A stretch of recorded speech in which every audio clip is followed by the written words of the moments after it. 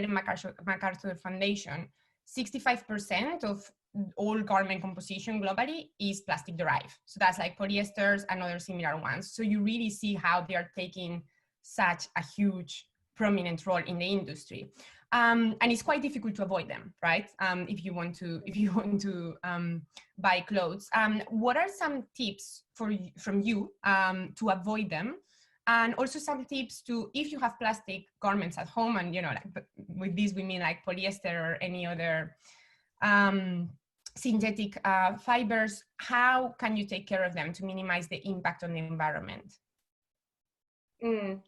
Yeah, it's so hard. I'm a yogi and a mermaid, so I'm swimming all the time. So I pretty much live in activewear, so it's been so tough.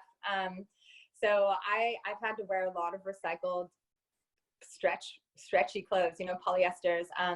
PET is, Beatrice can speak more about this, I'm sure, but PET is like the most recyclable plastic, the plastic water bottles, and that's what they primarily use to make some of these recycled plastic swimwears and activewear, and we're starting to see that way more in a lot of our garments.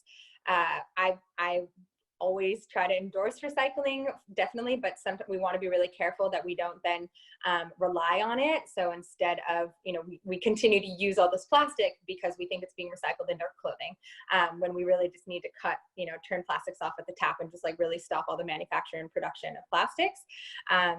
So it's a tricky one. Natural fibers, like Courtney probably can speak more to this, being a designer and working with so many fabrics, but in my experience and research, it's hard to find natural fibers that stretch out, but then also stretch back. So I've really been struggling with what to wear, and end up just buying secondhand and wearing used a lot, or doing the recycled, because people want options, and we still want to shop, and we still want to wear cute stuff. So it's really an exciting time because of all the innovation, and I'm so excited to be involved in this, to be able to tune into more networks to learn more about what's going on. In terms of caring for our synthetics in our wardrobes, like I said, millions of these plastic fibers are being released every wash cycle. I think there's like 1.4 million trillion plastic fibers in our oceans at the moment. So that's like 200 million microfibers per person on the planet. So it's something that we really need to, if we're like, how can I help the planet? This is something where we can really have impact if we really try to manage the way that we wash our synthetic clothing. So what I do is my underwear, my activewear, like swimwear and yoga clothes, I wash that separately in a little tub in my backyard. So I wash it by hand. Yeah, hand wash it. And then I hang it out to dry, and then I dump that wastewater like in a part of my garden. So I'm actually localizing and I'm containing those microfibers right there. You can also get filters on your washing machine, or just redirect your wastewater. But washing by hand, they last much longer too. So that's there are a lot of products out there that claim to collect the fibers.